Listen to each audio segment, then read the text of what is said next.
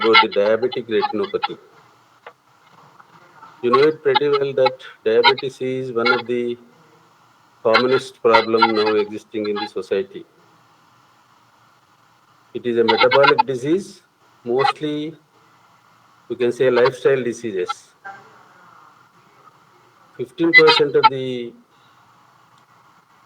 uh, inpatients attending to the hospitals are suffering from diabetes.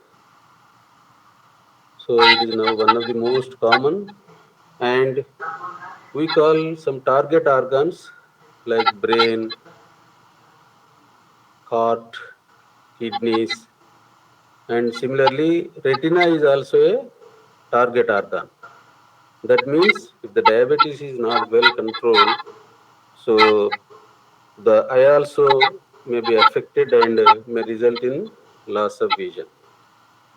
So nowadays, if we see in the retina department, diabetes is one of the most common problem. 70% of the retina outpatient department will attend the diabetic patients. And now, thanks to the lasers, we can treat or manage the diabetic retinopathy provided they approach the doctor on time. So now let us go into the diabetic retinopathy can be defined as the changes in the retina in diabetic patients. So what are the risk factors? The risk factors are duration of diabetes, poor metabolic control, pregnancy, hypertension, nephropathy. These are some of the risk factors. Means if the duration is more, the chances of retinopathy is more. Usually, in the first up to 10 years, retina is usually not affected, but after 10 years, it will be affected. And it also depends on the type of the diabetes, type 1 or type 2. You know it pretty well. Type 1 is juvenile diabetes, who are dependent on insulin, and type 2 is late onset of diabetes. Most of the times can be managed with diet and drugs. Okay, now once again the risk factors are duration of diabetes, poor metabolic control, pregnancy, hypertension, nephropathy.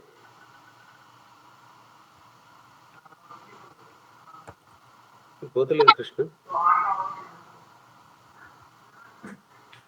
ఇది ఏదైనా కొట్టాలా గది ఇట్లాంటి పోతలేదు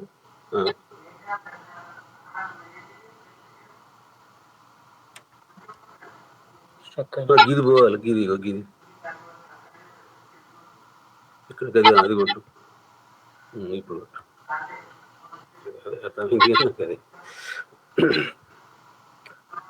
So benefits of intensive metabolic control. So patients may question what is the benefit of controlling. So if meticulously or strictly if sugars are controlled, then there will be delay in the onset of the diabetic retinopathy.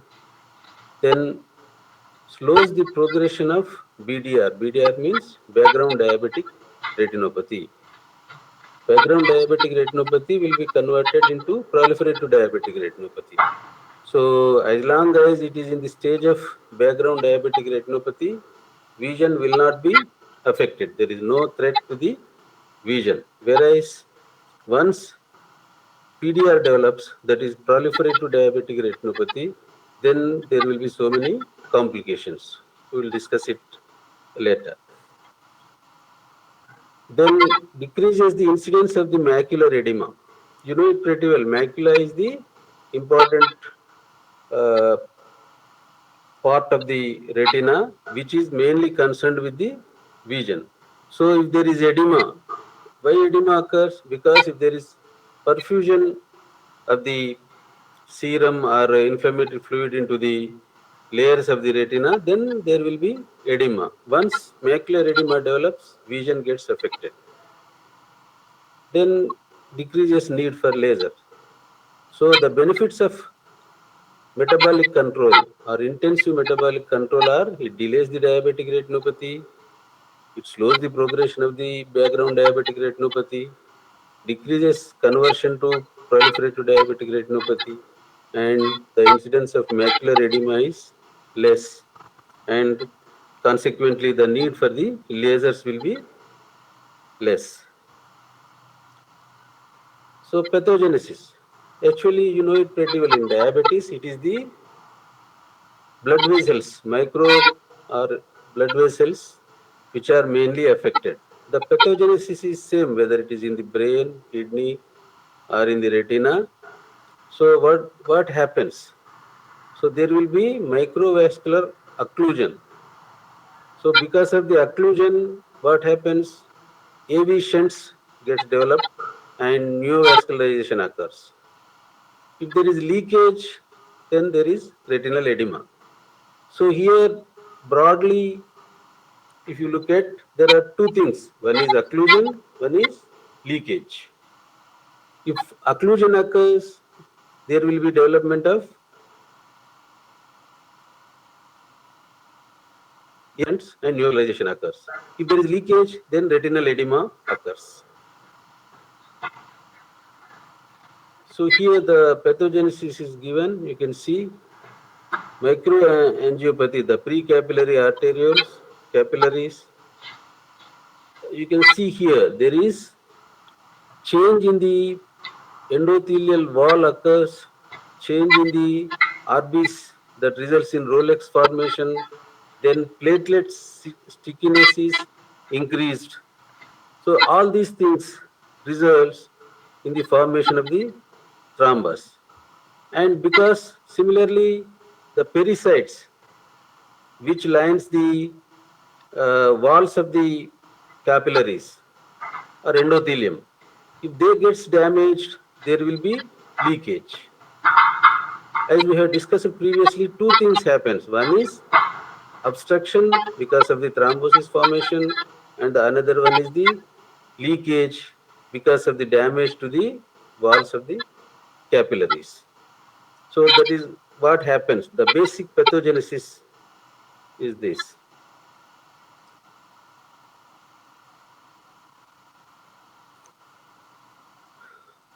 So it can be divided into non-proliferative, pre-proliferative, proliferative.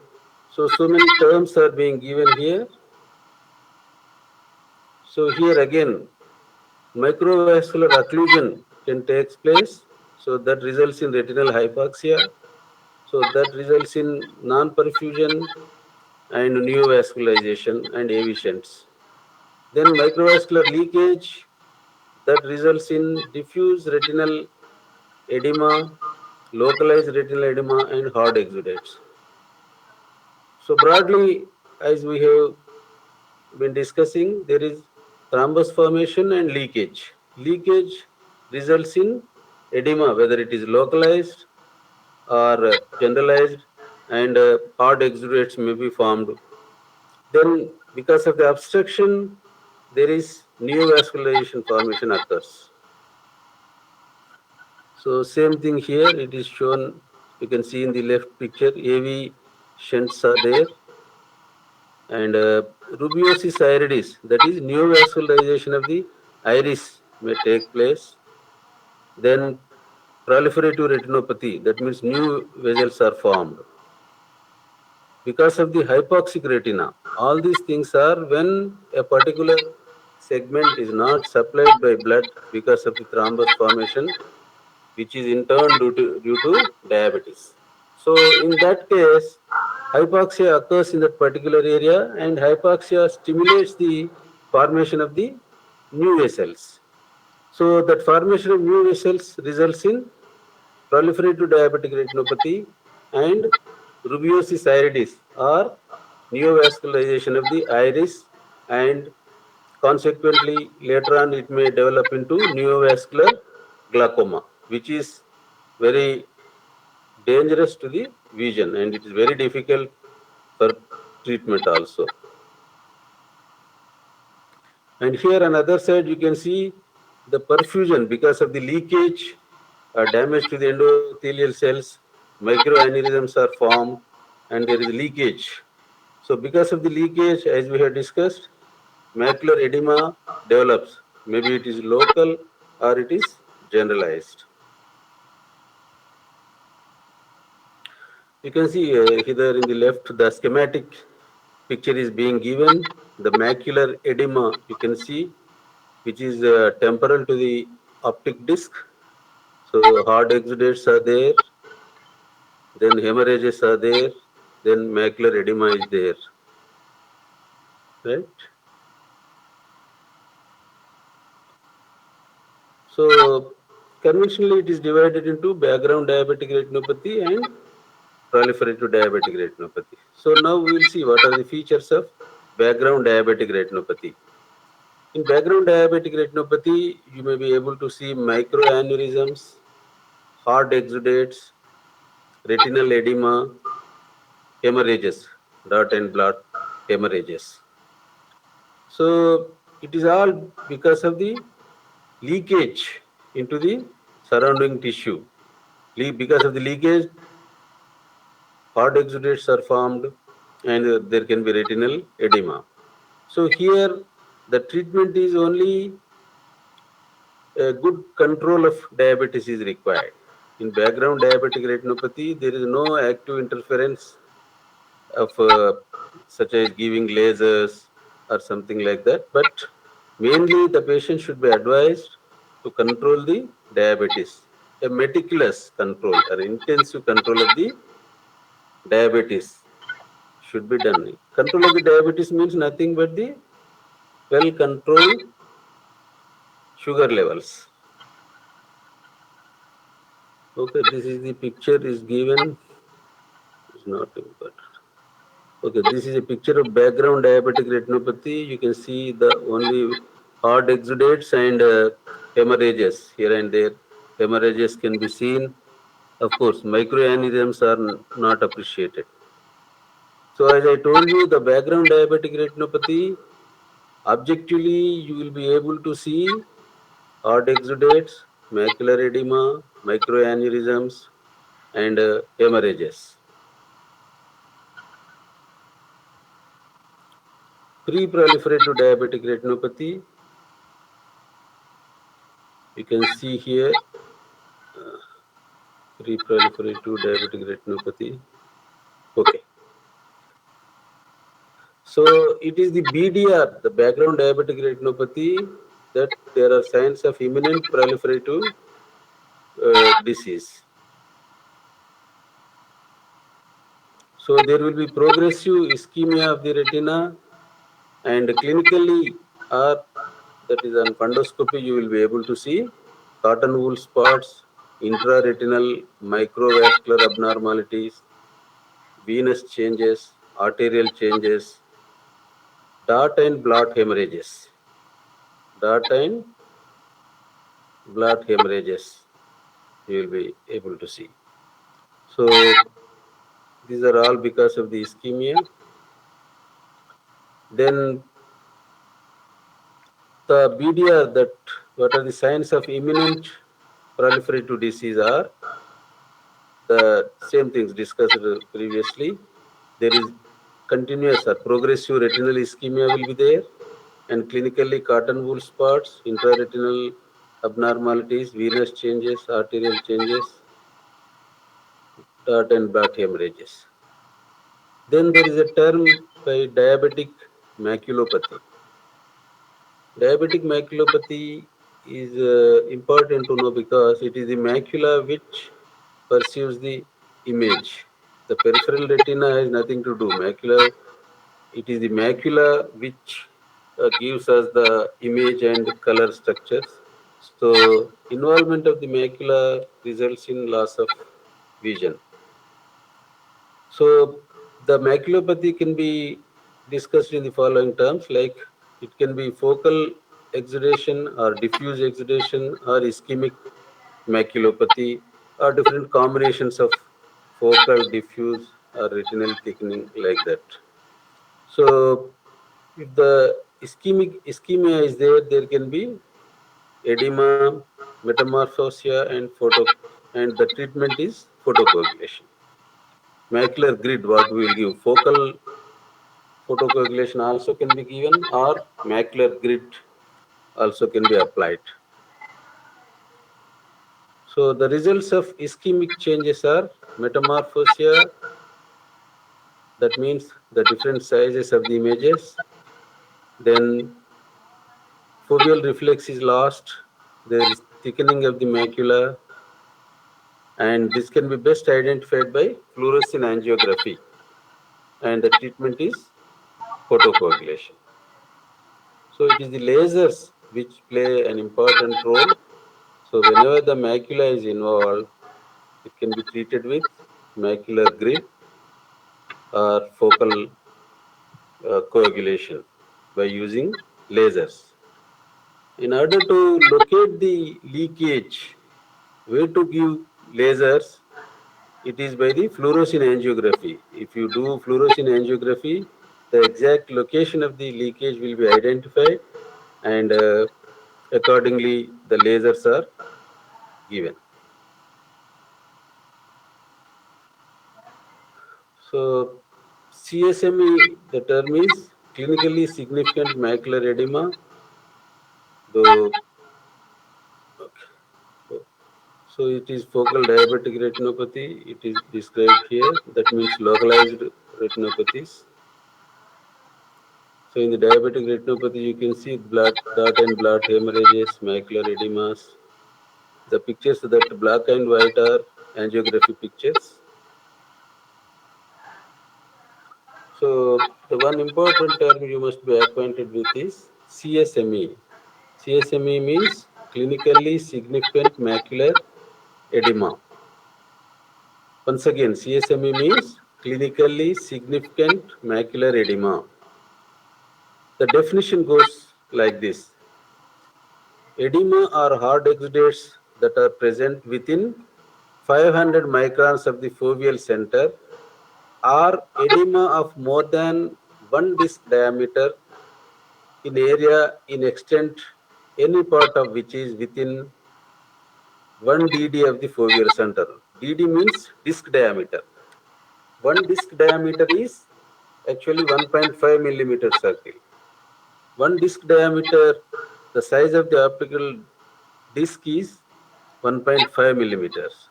So the distances or the areas are compared to the optical disc side, then according to that, the distance is measured like that, two disc diameters.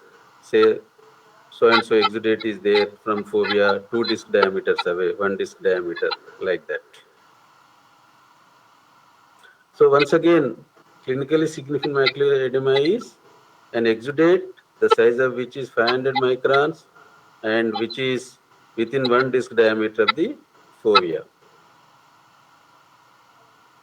So proliferative diabetic retinopathy. This is the most a catastrophe in the diabetic retinopathy, we can say, because the new vessels which are formed, they are very fragile.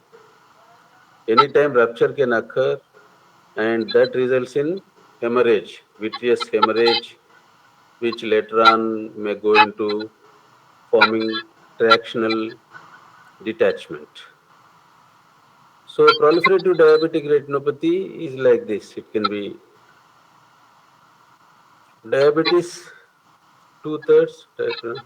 NVD term is neovascularization of the disc. NVE means neovascularization elsewhere, and capillary closure can occur or fibrous tissue formation can occur. So flat on retina attached to vitreous. So finally the result is tractional retinal detachment may occur if the things are not controlled well. Finally, it results in tractional hemorrhages and tractional retinal detachment. So NVD, neovascularization of the disc. Whenever there is neovascularization occurs over the disc, there is high risk for the loss of vision. So if there is proliferation or new vessels on the disc, that means there is threat to the vision. So how do you estimate it? Here you can see neovascularization more than one third of the disc diameter, then greater than half disc diameter of neovascularization elsewhere, then vitreous hemorrhage. These three things are the common high risk factors. What are those three things? One is neovascularization forming over more than one third of the disc, or greater more than half of the disc size of neovascularization somewhere else, not over the disc, or vitreous hemorrhage. These three things are highly prone for the visual loss. So here you can see the pictures of diabetic retinopathy. Odd exudates are clearly seen. Some hemorrhages are also seen. In the lower picture, E, A, you can see the spots. They are nothing but the photocoagulated spots. So the proliferative diabetic retinopathy can be treated by laser photocoagulation.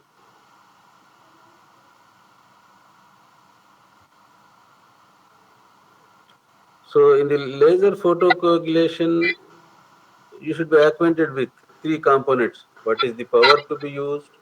What is the size of the spot? And how much duration is needed? All these things can be calibrated on the laser machine. The lasers which we give for diabetic retinopathy or proliferative diabetic retinopathy are called as argon lasers or green lasers. So according to the need, the duration of the laser, the size of the spot can be adjusted or calibrated. And usually for a proliferative diabetic retinopathy, PRPC, what we call pan-retinal photocoagulation, which needs around 1500 shots, more than 1500, 2000 shots. Usually they will be given in 2 to 3 sittings. In each sitting, 500 to 600 shots will be given. So macula is spared. So one should be very careful while giving lasers. Macula should be protected. So you identify the macula and give peripherally. So what are you doing by giving photocoagulation? Photocoagulation is nothing but you are making the retina hypoxic. That means it doesn't need oxygen anymore. So this is advanced disease. You can see here there is epiretinal membrane. That white one is epiretinal membrane.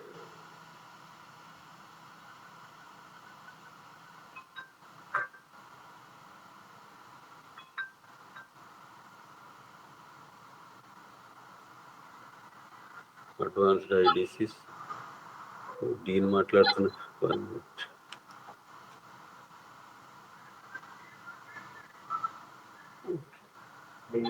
Dean sir చెప్పండి. మాట్లాడు మాట్లాడు నేను mute చేసేస్తాను మాట్లాడు.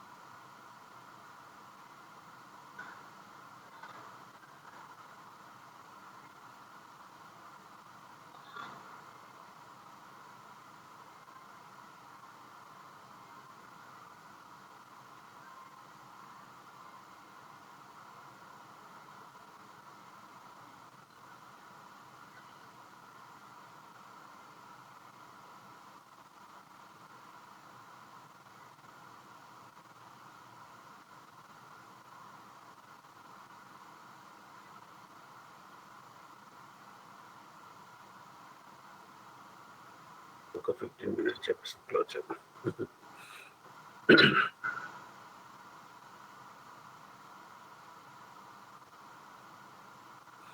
So you can see the advanced eye disease where there is a lot of hemorrhage is there. Of course, this is not. Though there is one term we are having succinic retinopathy, it is nothing but chronic edema involving the retina around macula. So there will be massive change of the retina, girdle of bright white patches granulated with powders around macula. There will be aggregations of macrophages full of lipids, so imperfect circles, ellipse, all these things. This is nothing but a form of diabetic retinopathy.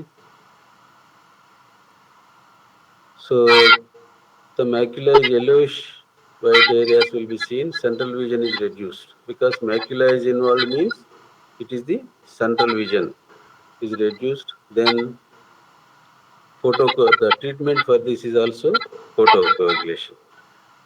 For most of the retinal problems or retinopathies, we are having only two options. One is lasers and the second thing is surgeries for tractional detachment or retinal detachments or for vitreous hemorrhage. Usually if the vitreous hemorrhage is there, usually we will advise to take rest in head elevated position. If usually we expect the vitreous hemorrhage to get absorbed on its own, usually 2 months, 2 to 3 months time is given. If it is not absorbed within the given time, or if there is fresh hemorrhage again, surgery is indicated. So for vitreous hemorrhage, we need both conservative and surgical treatment. If it is not amenable to conservative treatment, we will go for surgery. So what are the problems with hypoxia we have been discussed previously? There can be neovascularization of the anterior segment. That is, neovascularization of the iris and angle of the iris takes place. If the angle of the iris is affected, then it results in neovascular glaucoma. This neovascular glaucoma is one of the most dangerous or catastrophic problem, very difficult to treat. Usually the patient will lose vision. So this photocoagulation is nothing but we are creating an ischemic areas, that is reduces metabolic demand and relieves edema and exudates. Regression of the new vessels may takes place and inhibits further hemorrhages.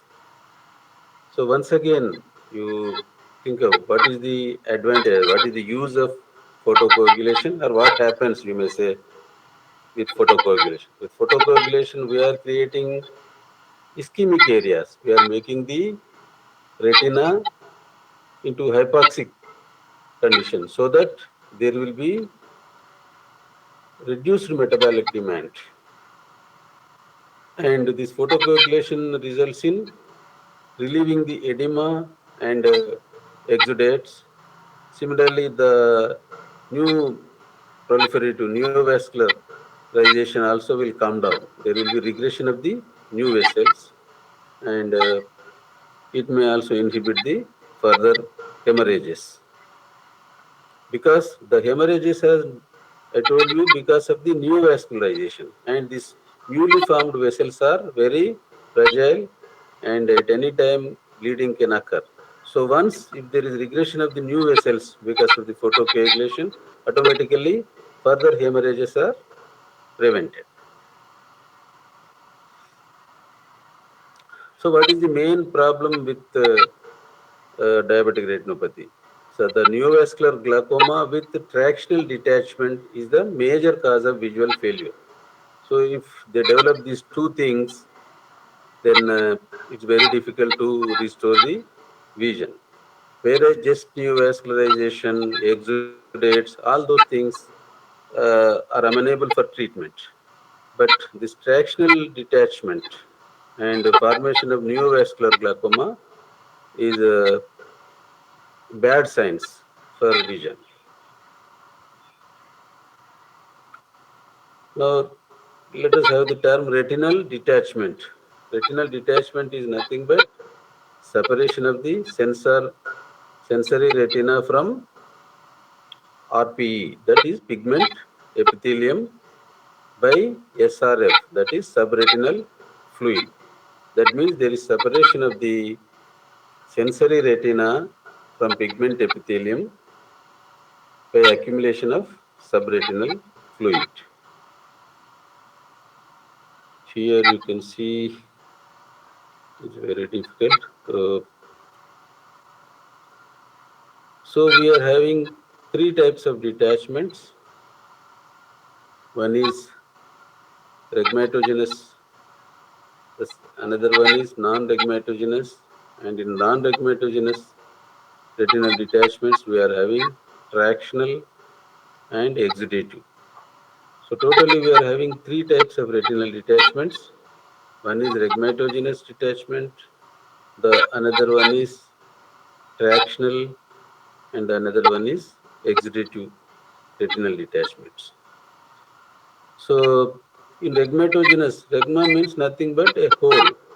So a hole develops in high myopic patients and or in some other cause. So the subretinal fluid leakage is there. That is how the full thickness retina gets separated, sensory retina gets separated from the pigment epithelium. So subretinal fluid liquefied gel gains access to the subretinal space. Whereas in non-regmatogenous type tractional RD, because of the contraction of the membranes, the retina gets detached, and we see them in retinopathy of prematurity, diabetic retinopathy, and sickle cell retinopathy. These three types of diseases may result in the fractional detachment. And there is another type of retinal detachment, exudative retinal detachment. Here, because of the choroidal tumors, retinoblastoma, or posterior scleritis, the exudative retinal detachment occurs. So you can see retinal detachment here. So what are the symptoms and signs? The symptoms are very vague and very difficult to identify. Many a times patient may not appreciate. There can be photopsia. Photopsia is nothing but flashes of light like. Then floaters, that means some black uh, things moving in front of the eyes. Then visual field defect. According to the retinal detachment, there will be visual field defects will be there, and a fall in vision, drastical fall of vision occurs only if the retina gets detached in the macular region. Then what are the signs? There can be Marcus Gunn pupil, that is afferent pupillary defect, or relative afferent pupillary defect. Then the fundus, if you see the fundus, there will be different tint. The IOP is low. The soft eye occurs. Whenever there is retinal detachment, the eye becomes soft. There may be some mild anterior uveitis, and in the vitreous you can see tobacco dust. This is called a Schaeffer's sign, and retinal breaks or discontinuous can be seen on the surface of the retina. All these things will be observed only by fundoscopy. Here you can see there is fresh retinal detachment. There is a line of demarcation between the detached retina and the attached retina. There is convex configuration will be seen, and the detached retina moves when there is no PVR, that is proliferative vitreoretinopathy. Before the development of the proliferative vitreoretinopathy, there may be undulation of the uh, retina. Then choroidal pattern will be there. The retinal vessels look darker and black. Whenever there is total detachment of the retina, the retina is a funnel shaped.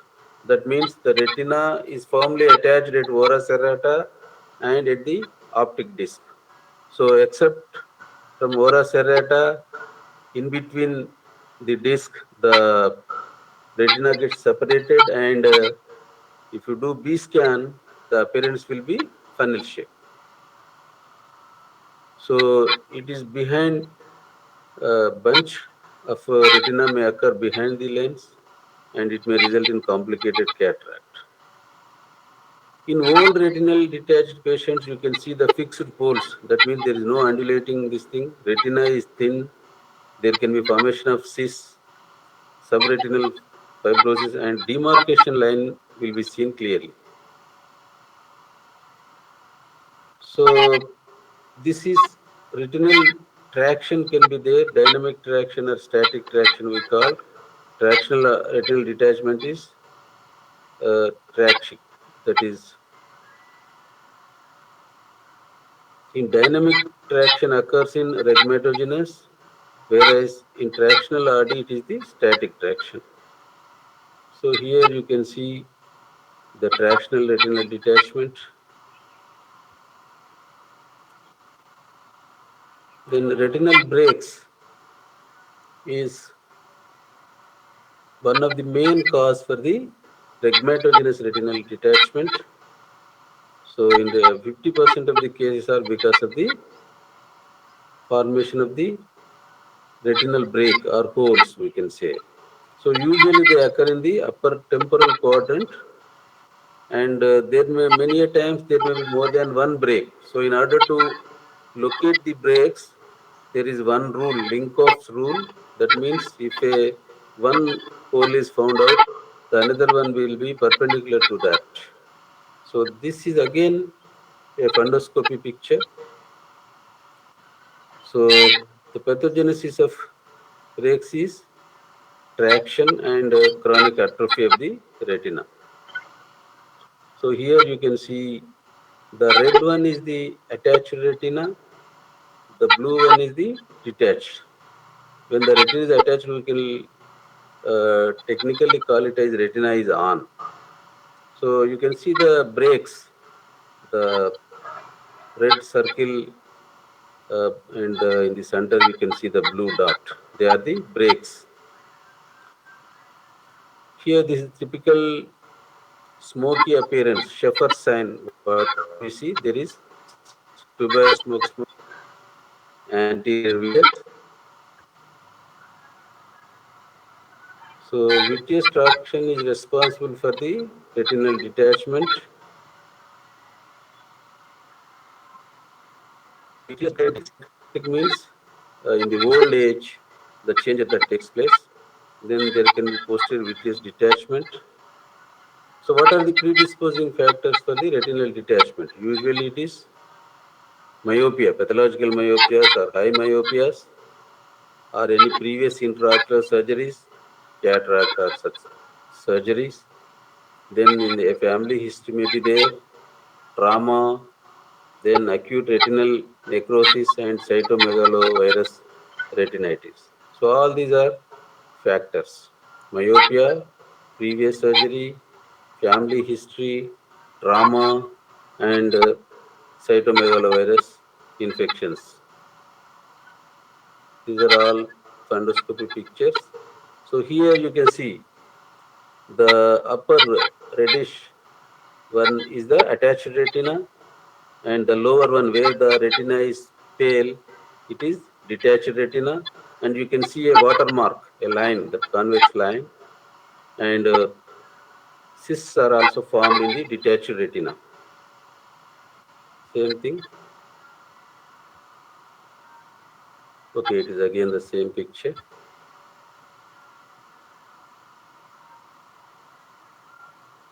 So The commonest complication is the PVR, what we can say, complications of the retinal detachments. PVR is proliferative vitreoretinopathy. So they are divided into A, B, C, D categories. A is minimal, B moderate, marked, and massive. So the outcome of the success of the retinal detachment surgeries depend on the formation of the proliferative vitreoretinopathies.